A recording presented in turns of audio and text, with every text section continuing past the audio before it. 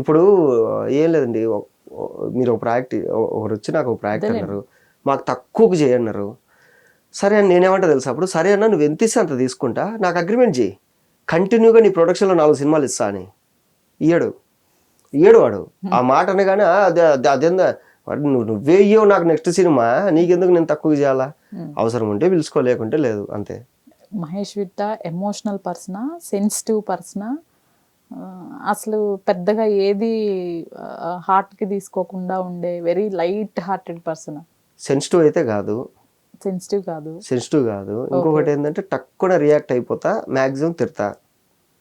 అంటే నాకేంటంటే ఇప్పుడు ఒకడు నన్ను మోసం చేస్తున్నాడు, ఒకడు నన్ను మోసం చేయాలని ఉన్నాడు అని డౌట్ వచ్చిందంటే ఫస్టే దూరంగా పెట్టేస్తా. ఈడు నమ్మకస్తుడు అన్నీ పక్కన పెట్టుకుంటా.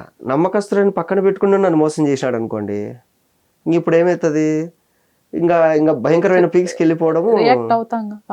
అప్పుడు భారీగా రియాక్ట్ అవుతాం ఇంకా.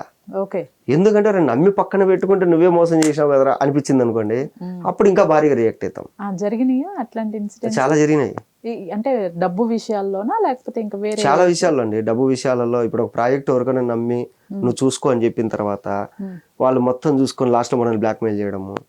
తర్వాత ఇంకొక పని ఏదైనా ఎవరికైనా చెప్పేసి అరే నువ్వు చేసేసేరా అన్న తర్వాత వాళ్ళు చేయకపోవడం వల్ల ఆ థర్డ్ పర్సన్ నుంచి ఏందన్నా ఇంకా చేయలేదు అంటే, అదేంద్రా నేను చెప్పినా కదరా నీకు చేయమని, అంటే అన్న నేను మర్చిపోయినా అన్న అని చెప్పడము.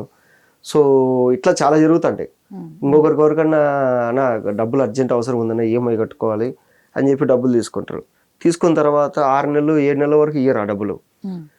మనకి ఇవ్వకపోవడం పక్కన పెడితే, మనం ఫోన్ చేసినప్పుడల్లా ప్రాబ్లం ఉంది ఇస్తా అంటారు. ఈ లోపల వాడు బైక్ కొని ఉంటాడు, ఒక కారు కొని ఉంటాడు, పబ్కి వెళ్ళి ఫోటోలు పెడతా అంటాడు. అప్పుడు ఇంకా కోపం, ఒరే నాకు ఇవ్వాల్సింది నాకు ఇరా, నువ్వు అన్ని కొనుక్కుంటావు కానీ నాకు ఇచ్చేది అంటే. అక్కడే ఇప్పుడు ఒకటి దగ్గర లేదు నాకు ఇవ్వలేదంటే ఓకే, నీ దగ్గర ఉండి కూడా ఇవ్వలేదంటే నువ్వు నన్ను పట్టించుకోవట్లేదని కదా. సో అలా చాలా జరుగుతుంటాయి. అప్పుడు ఎలా ఉంటది అసలు మహేష్ గారి రియాక్షన్?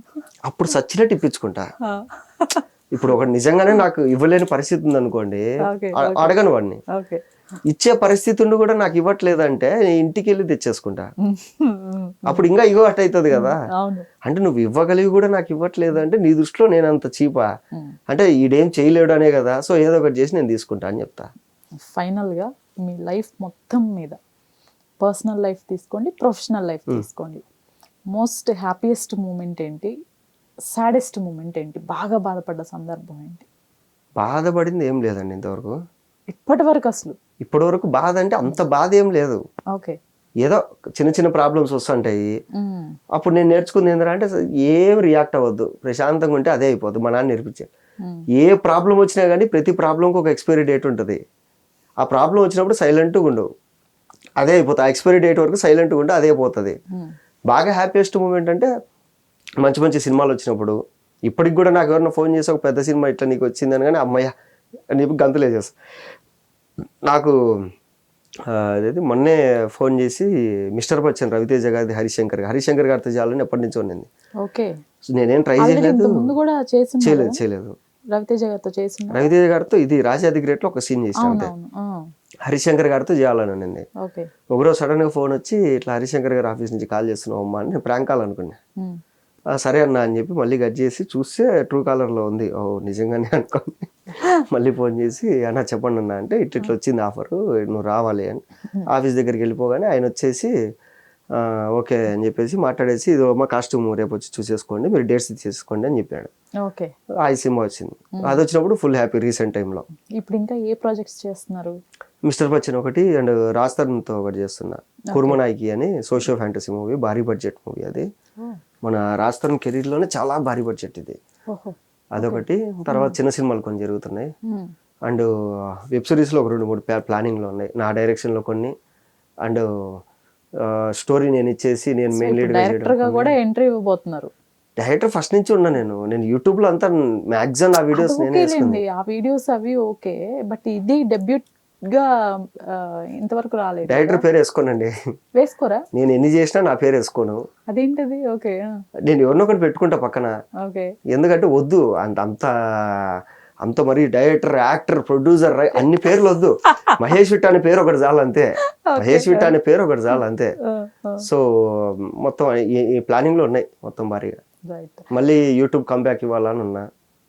అంటే మళ్ళీ ఎలా ఈ కాన్సెప్ట్స్ తోనా? లేదు మంచి సిరీస్తో. మంచి సిరీస్. అంటే ప్రెసెంట్ ఏం ట్రెండింగ్ ఉన్నాయో అవి. ఫన్ బకెట్ అనేది ఆల్రెడీ వచ్చింది, బోర్ కొట్టేసింది, అయిపోయింది. ఓకే. సో మళ్ళీ Web series మంచి type. స్టోరీ మొత్తం ఒక 10 episodes లో ఒక స్టోరీ చెప్పేలాగా. అంటే మెయిన్ మీరు సినిమా డైరెక్టర్ గా ఇప్పుడు ప్రెసెంట్ 21st రిలీజ్ అవుతున్న పద్మవ్యూహంలో చక్రధారి ఆ మూవీ మంచి హిట్ అయ్యి మీకు మరింత పేరు రావాలి, అలానే మీరు ఓన్ గా ప్రొడ్యూస్ చేస్తున్న మూవీ ఉత్తుత హీరోలు. ఉత్తుత్త హీరోస్, అది ఇంకా మంచి హిట్ అవ్వాలి. నాకు తెలిసి దానిలో హీరో కూడా మీరే అనుకుంటా. నేను ప్రొడ్యూసర్, నేను హీరో. అది ఇంకొక మైల్ స్టోన్ అవ్వాలి మళ్ళీ మీ కెరీర్. పేరు పెట్టింది కూడా క్రిష్ గారు.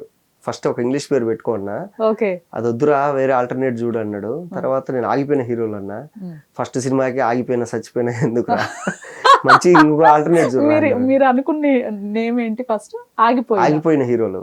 ఆగిపోయిన హీరోలు. ఓకే. అనగానే ఫస్ట్ సినిమాకి ఆగిపోయిన చచ్చిపోయిన ఏంట్రా ఇది, ఎందుకురా నెగిటివ్ వైబ్రేషన్, బాగా బెటర్ సార్. ఉత్తుత హీరోలు ఎలా ఉంది, ఉత్తుత హీరోలు ఎలా ఉందంటే సూపర్ ఉంది, ఇది పెట్టేసుకో అన్నాడు. ఓకే. అది అంటే టైటిల్ కొత్తగా ఉంది, ఎప్పుడో విన్నది ఎక్కడో విన్నది కాకుండా ఇన్నోవేటివ్ గా బాగుంది. అంటే అందులో ఏంటంటే వీళ్ళు హీరోలే కానీ హీరోలు కాదు. అంటే వీళ్ళు హీరోలు అవుతూ ఒక సినిమా స్టార్ట్ అవుతుంది, అది ఆగిపోతుంది. అప్పటి నుంచి వీళ్ళని అందరూ ఏరా ఉత్తుత హీరోలు, ఏరా ఉత్తుత అంటే వీళ్ళంతా ఊరంతా ఎక్స్ట్రాల్ చేసింటారు మరి. నేను హీరో అయిపోతున్నాను అని, ఏరా అయిపోయిన హీరోలు, ఏరా ఉత్తుత హీరోలు అట్లా వేస్తుంటారు.